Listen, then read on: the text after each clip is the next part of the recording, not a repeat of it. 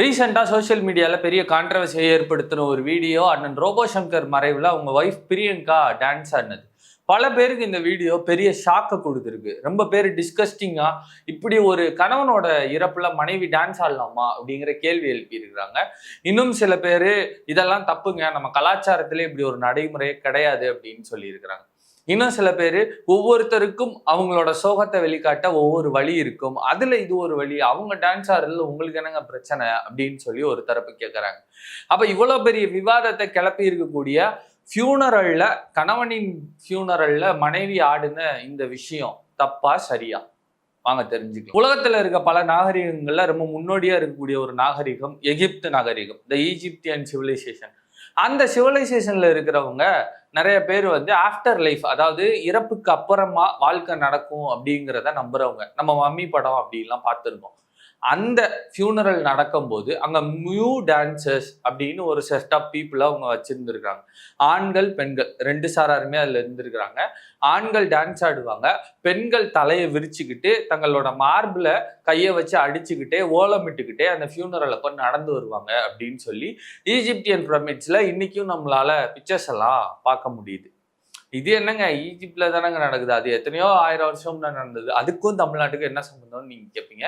ஈஜிப்ட்ல மட்டும் இது நடக்கல. ஆப்பிரிக்கால இருக்கக்கூடிய மூத்த பழங்குடியினமான டோகன், ஏக்கன், இந்த மாதிரி பழங்குடியின மக்கள் எல்லாருமே இந்த மாதிரி ஃபியூனரல்ல டான்ஸ் ஆடுறத ஒரு சம்பிரதாயமாவே ஃபாலோ பண்ணிக்கிட்டே வராங்க.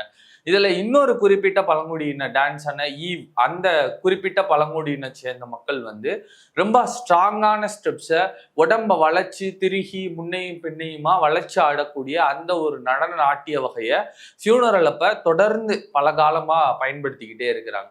ஆப்பிரிக்கா மட்டும் கிடையாது, உலகத்தின் ஆதி மக்கள் வாழ்ந்த இன்னொரு முக்கியமான பகுதியான நேட்டிவ் அமெரிக்கன்ஸ்லயுமே இந்த கல்ச்சர் இருக்கு. அவங்க அதை கோஸ்ட் டான்சர்ஸ் அப்படின்னு சொல்றாங்க. இந்த கோஸ்ட் டான்சர்ஸ் தான் இறந்து போனவர்களுடைய சோல்ஸுக்கு ஃபியூனரல்ல ஆன்செஸ்டரோட இணைச்சு இந்தாங்க இவங்களை நீங்க பாத்துக்கங்கன்னு சொல்லி ஏற்கனவே இறந்த மூதாதையர்கள்ட்ட இப்ப இறந்தவங்கள ஒப்படைக்கிற நிகழ்வா அவங்க அதை பார்க்கறதா நேட்டிவ் அமெரிக்கன் கல்ச்சர்ல இதை குறிப்பிடுறாங்க. இந்தோனேஷியா, பாலி இந்த ஏரியாஸ்ல இந்த ஃபியூனரலுக்கான வழி அனுப்புதலே ரொம்ப பெரிய கொண்டாட்டமா இருக்கு. அவங்க இதை துக்கமா நினைக்காம ஒரு ரிமெம்பரன்ஸா, ஒரு குளோரியா, இப்படி இவர் வாழ்ந்திருக்காரு பாருப்பா அப்படிங்கிற விதத்துல ஒருத்தரோட ஃபியூனரலை நடத்துறாங்க. அங்கேயும் ஃபியூனரல்ல டான்ஸ் ஆடுற வழக்கம் இருக்கு. நம்ம எல்லாரும் கோவிட் டயத்துல இருந்து தொடர்ந்து ஒரு மீமை பார்த்துக்கிட்டே இருக்கோம். இந்த டெம்ப்ளேட்டை பார்த்தாலே தெரியும், இவங்க எல்லாருமே கானா நாட்டை சேர்ந்தவங்க. இவங்க காஃபின் பால் பியரர்ஸ். இவங்க செய்யக்கூடிய இந்த தொழில் ப்ரொஃபஷ்னலாக செய்யக்கூடியது. கானா நாட்டில் இதை அவங்களோட சென்ட் ஆஃப் ராயலாக இருக்கணும் அப்படிங்கிறதுக்காக முறையாக ப்ரொஃபஷ்னலாக இந்த மாதிரியான ஒரு டான்ஸை காஃபின் பாக்ஸை வச்சு ஆடுறாங்க. அடவா மற்றும் பர்பர் அப்படிங்கிற இந்த மாதிரியான நாடுகளில், கானால ஒரு குறிப்பிட்ட பகுதியிலையுமே ஃபியூனரல்ல டான்ஸ் ஆடக்கூடிய வழக்கம் இருக்கு. சரி, இது எல்லாமே உலகத்துல வெவ்வேறு சிவிலைசேஷன்ஸ்ல வெவ்வேறு நாட்டு பகுதிகள் நடக்குது. தமிழ்நாட்டில் இப்படி ஏதாவது நடந்திருக்கா அப்படின்னா, ஒப்பாரி அப்படிங்கிற கல்ச்சர் தமிழ் நிலத்திற்கே உரியது. ஒவ்வொரு ராஜாவோ, மன்னனோ, சிறந்த தலைவனோ, சாதாரண பிரஜையோ யார் இறந்தாலும் அவங்க இறப்புக்கு ஒப்பாரி வைக்கிறது அப்படிங்கிறது நம்ம தமிழ் கல்ச்சர்ல உண்டு. பல சமுதாயங்கள் வாழ்கின்ற தமிழ் கல்ச்சர்ல ஒவ்வொரு சமுதாயத்தோட இறப்பு சடங்கும் ஒவ்வொரு விதமா இருந்தாலும் அங்க யூனிக்கா காமனா எல்லாத்தையும் கருதப்படுற ஒண்ணு ஒப்பாரி. அந்த சம்பந்தப்பட்டவங்களோட ரிலேட்டிவ்ஸ் வரும்போது ஒவ்வொரு சமுதாயத்தினரும் ஒவ்வொரு விதமான அழுகையை வெளிப்படுத்துவாங்க. ஆனா அந்த அழுகையோடு சேர்த்து கூடவே இவங்க இப்படி வாழ்ந்தவங்கப்பா அப்படிங்கிறத அந்த ஒப்பாரி மூலமா தெரிவிக்கவும் செய்வாங்க. பறை அப்படிங்கிற ஆதி தமிழ் வாத்தியம், ஆதி வாத்தியம் பல இடங்கள்ல இசைக்கப்பட்டாலும் இறப்பின் போது இசைக்கப்படுதலும் இசைத்து வழி அனுப்பி வைக்கப்படுதலுமே ரொம்ப முறையான ஒண்ணு. தமிழ் பாரம்பரியத்துல தொடர்ந்து இருக்கக்கூடிய ஒரு விஷயம்தான். இது மட்டும் இல்லப்பா, இது எல்லாமே ஏதோ பழைய கதையை சொல்லிட்டு இருக்க, ரீசெண்டா ஏதாவது நடந்திருக்கா அப்படின்னா சமீபத்தில் நடந்த நிறைய இன்சிடென்ட்ஸ் இருக்கு. உசிலம்பட்டியில நாகம்மாள்னு ஒருத்தவங்க இறக்குறாங்க. அவங்க இறக்கும் போது அவங்களோட கடைசி ஆசையா, என்னோட இறப்புக்கு யாருமே அழுகக்கூடாது, சந்தோஷமா ஆடி பாடி என்னை வழி அனுப்பி வைங்கன்னு சொன்னதுனால அவங்க இறப்புல ஒரு குத்தாட்ட நிகழ்ச்சியவே ஏற்பாடு பண்ணியிருந்தாங்க. கூத்துப்பட்டறை முத்துச்சாமி அவர்கள் இறப்புல விமல், பசுபதி, விதார்த் மற்றும் பல முன்னணி கலைஞர்கள் எல்லாரும் சேர்ந்து அவங்களுடைய கலை ஆசானுக்கு நடனத்தின் மூலமா அஞ்சலி செலுத்தி அவரை அனுப்பி வச்சாங்க. சமீபத்துல ராபர்ட் மாஸ்டர் அவருடைய தாயார் இறப்புல அவருடைய துக்கத்தை நடனத்தின் மூலமா வெளிப்படுத்தி இருந்தார். இது என்ன டான்ஸ் மூலமா மட்டும்தான் வெளிப்படுத்தணுமா அப்படின்னு கேட்டா, இளையராஜா அவர்களுடைய மகள் பவதாரணி இறப்பின் போது அவங்களுடைய அந்த பாடலை பாடிதான் அவங்களுடைய இறுதி வழியனுப்பு நடந்தது. அப்ப பல தொழில்களை சேர்ந்த பல பேர்த்துக்கான வழியனுப்ப அவங்களுடைய தொழில் சார்ந்து செய்யறது தான் நம்ம கல்ச்சர்ல தொடர்ந்து ஃபாலோ பண்ணிக்கிட்டே வராங்க. பெரிய தலைவர் எடுத்துக்காட்டுக்கு பேரறிஞர் அண்ணா அவருடைய மறைவுக்கு எத்தனை லட்சம் பேர், எத்தனை கோடி பேர் தமிழ்நாட்டுல திரண்டு மெரினாக்கு வந்தாங்கன்னு தெரியும். அவருடைய மறைவுக்கு கலைஞர் அவர்கள் எழுதிய அந்த இரங்கல் கவிதை இன்னைக்கு வரைக்கும் பேசுபொருளா தான் இருக்கு. அவ்வளவு ஸ்ட்ராங்கான ஒரு கவிதையை பேரறிஞர் அண்ணாவுக்காக கலைஞர் எழுதியிருந்தார். ஒவ்வொரு கலை வடிவத்திலையுமே அவங்களுடைய ஆசான்கள் இறக்கும் போது அவர்களுடைய சீடர்களும் அவர்களை பின்தொடர்பவர்களும் அவர்களுடைய உறவினர்களும் அவங்களுக்கான இரங்கலை அவங்களுக்கு பிடிச்ச விதத்துல தான் செலுத்துறாங்க.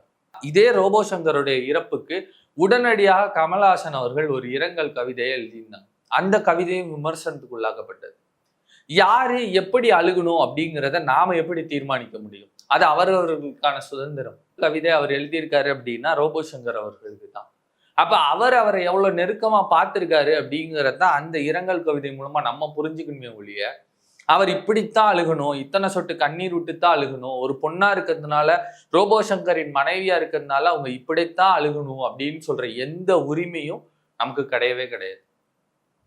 இன்னொன்று, தமிழ் பாரம்பரியத்திலையும் தமிழ் பண்பாட்டிலையும் நம்ம சண்டைக்கு போகும்போதும், போருக்கு போகும்போதும், வேட்டைக்கு போகும்போதும், போயிட்டு வந்தப்பையும், கல்யாணத்தப்பையும், கருமாதியப்பையும்னு எல்லா நிகழ்வுகள்லையுமே டான்ஸ் ஒரு முக்கியமான பங்காற்றிருக்கு. அந்த டான்ஸ் சந்தோஷத்தை வெளிப்படுத்துறதாகவும் இருக்கலாம், இல்லை சோகத்தை வெளிப்படுத்துறதாகவும் இருக்கலாம், ஆக்ரோஷத்தை வெளிப்படுத்துறதா கூட இருக்கலாம்.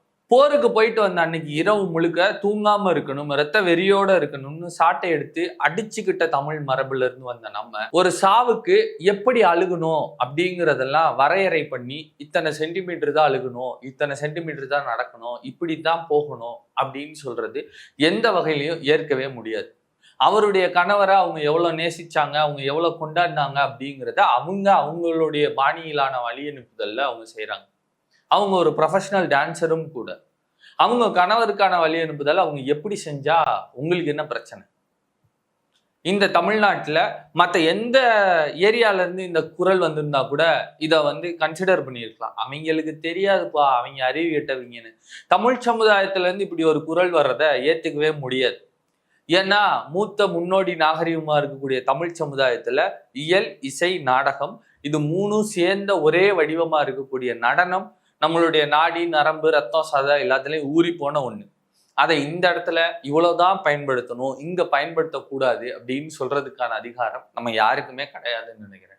இல்லப்பா நீ சொல்றது எதையுமே ஏத்துக்க முடியாது, அவங்க ஆடினது கண்டிப்பா தப்பு அப்படின்னு நீங்க சொன்னீங்கன்னா அதுக்கான காரணம் என்ன அப்படிங்கிறத ஸ்ட்ராங்கா கமெண்ட்ல சொல்லு. இல்ல தமிழ் சமுதாயத்துல நடனம் எல்லாருக்குமானது, எல்லா நேரத்துக்குமானது, எல்லா கொண்டாட்டங்களுக்குமானது, எல்லா துக்கத்துக்குமானதுன்னு நினைச்சீங்கன்னா இந்த மாதிரி செய்திகள் வரும்போது அதை புறந்தள்ளி இடது கையால தள்ளி விட்டு போய்கிட்டே இருங்க.